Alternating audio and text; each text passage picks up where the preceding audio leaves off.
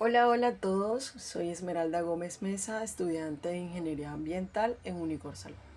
En el día de hoy pues vamos a hablar un poco sobre lo que es el movimiento en caída libre y pues si existe alguno que otro factor que puedan pues afectar en cuanto a este tipo de fenómenos. ¿Qué pasa? Para poder avanzar en esto es importante tener unas definiciones, ¿verdad? Entre ellos, pues la más importante es la definición de lo que es un movimiento en caída libre. Y pues si existen factores externos que puedan afectar a este fenómeno, pues cuáles serían y cómo lo hacen. ¿Ya? Entonces, ¿qué pasa?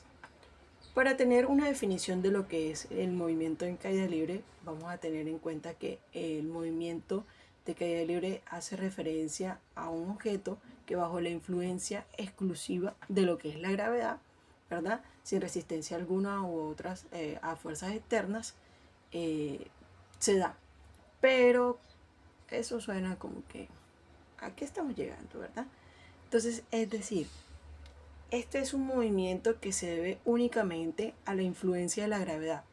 Todos los cuerpos con este tipo de movimiento tienen una aceleración dirigida hacia abajo, cuyo valor pues depende del lugar en el que se encuentre. ¿Sí? Entonces, teniendo en cuenta esta definición, también podemos tener en cuenta cuáles podrían ser esos factores que pueden afectar en medio de este fenómeno. Pero, ¿será que sí existe? ¿Será que sí afectan directamente? ¿Qué pasa? Algo que está como un factor externo, ¿verdad? O que se reconoce como un factor externo, viene siendo la resistencia al aire. Pero la resistencia al aire tiene algo muy importante y es que este solamente puede afectar una caída libre, especialmente para objetos de gran tamaño y una gran superficie. Pero sin embargo, para situaciones muy cotidianas, estas resistencias pues suelen ser muy pequeñas y pues podemos pasarlas o digamos ignorarlas, listo. Pero aparte de eso, también es importante tener en cuenta lo que es la aceleración. Lo que pasa, la aceleración en la Tierra pues es una aceleración constante, ¿verdad? Y esta aceleración es debido a la gravedad constante en la Tierra, que tiene un aproximado de 9,8 metros sobre segundos cuadrados.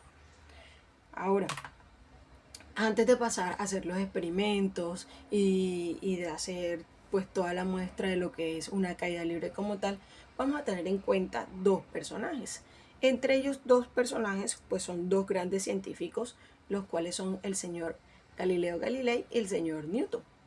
El señor Galileo Galilei, mírenlo, aquí hay una imagen del señor Galileo Galilei, ¿verdad? Y del señor Isaac Newton, acá también tenemos la imagen del señor Isaac Newton, los cuales pues hicieron un gran aporte a lo que es hoy conocido como la caída libre en cuanto a un movimiento. El señor Galileo Galilei es un científico que hace muchos siglos descubrió algo muy increíble sobre la caída libre, y es que todos los objetos, sin importar su forma, composición o masa, ¿verdad? Caen con la misma aceleración al vacío. Y sí y solo sí, no, si no tienen resistencia al aire, ¿verdad? Independientemente de ya sea lo que habíamos nombrado, que era su composición, masa o forma.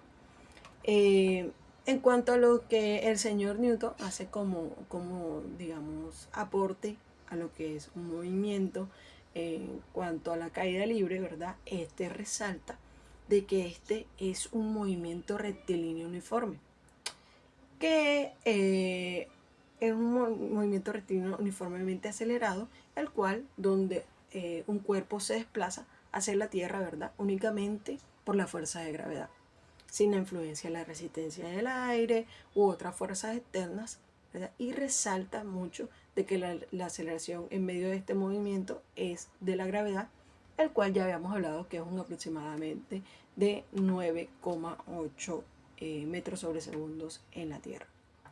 Pero ¿qué pasa? Pasados los años, ¿verdad? Una persona tenía, digamos, cierta curiosidad sobre esto, sobre el movimiento en caída libre, cómo podía afectar lo que era la gravedad, y aparte de eso, por ejemplo, la atmósfera si influye o no influye. Entonces, en 1971, el comandante David Scott, por acá tenemos una imagen de él, el señor David Scott en la misión Apolo 15, ¿verdad? Lleva a cabo un experimento en la Luna. ¿Qué experimento lleva a cabo él y qué hace relación con respecto a lo que es el movimiento en caída libre? Pues el señor David, ¿verdad? Tiene en cuenta mucho, y es que como tal en la Luna pues la gravedad es menor que en la Tierra, y aparte de eso, de que en la Luna no hay atmósferas. Entonces, al no haber atmósfera, eso significa de que no hay resistencia al aire. Así que el señor Scott lo que hizo fue tomar un martillo de 1,32 kilogramos y una pluma de unos 30 gramos, donde lo que hace es soltar estos dos al tiempo.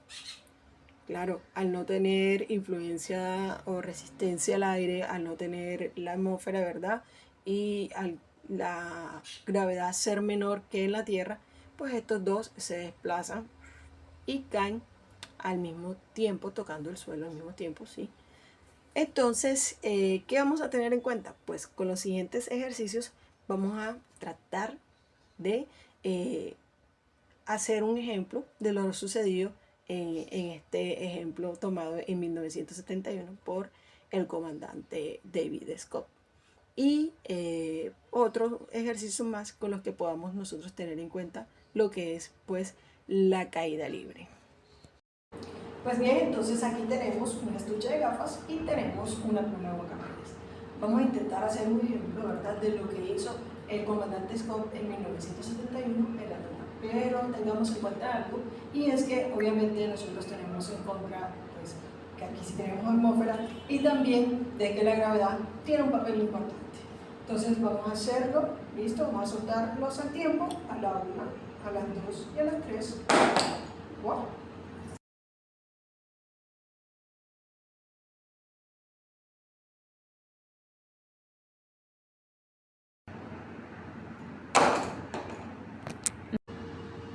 Pero para averiguar qué fue lo que pasó entre la caída libre del estuche de gafas y de la pluma, también vamos a hacer unos ejercicios con lo que es una pelota de tenis, una pelota de golf y un fushibu.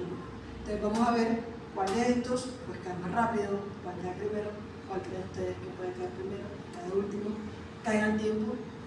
Vamos a hacerlo. ¿Listo? Y bueno, entonces aquí tenemos una pelota de tenis, una pelota de golf, y vamos a ver cuál cae primero. 1, 2, 3.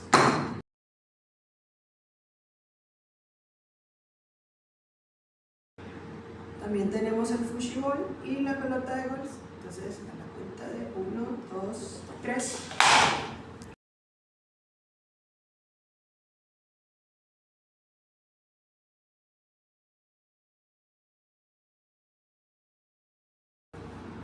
Y bueno, el fushiball y la pelota de tenis. A ver, 1, 2, 3.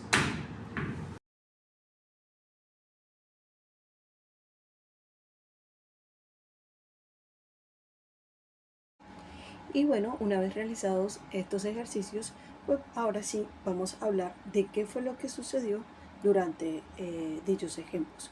Pero antes de poder, digamos, responder esto, vamos primero a hacer un ejercicio en el cual pues volveremos a utilizar lo que es el estuche de gafas y pues la pluma de guacamaya. Para esto vamos a hacer lo siguiente. Vamos a colocar pues ya no el estuche por un lado y la pluma por el otro, sino esta vez el estuche debajo y la pluma sobre el estuche.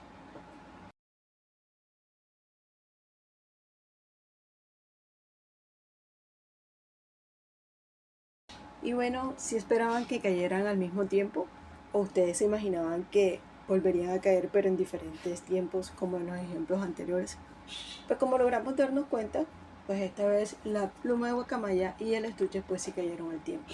Solo que esta vez sí colocamos pues lo que es el estuche debajo, o la pluma en este caso sobre el estuche como tal. Pero, ¿por qué sucede esto? ¿Qué es lo que hace que el estuche tenga un papel importante en medio de esto? ¿O qué es lo que está ocasionando todo esto? En este caso, el papel que cumple nuestro estuche es que le quita el rozamiento pues a la pluma, y es lo que hace de que estos dos caigan al tiempo. Y bueno, no se te olvide dejar tu comentario de qué te pareció mi video. Hasta luego.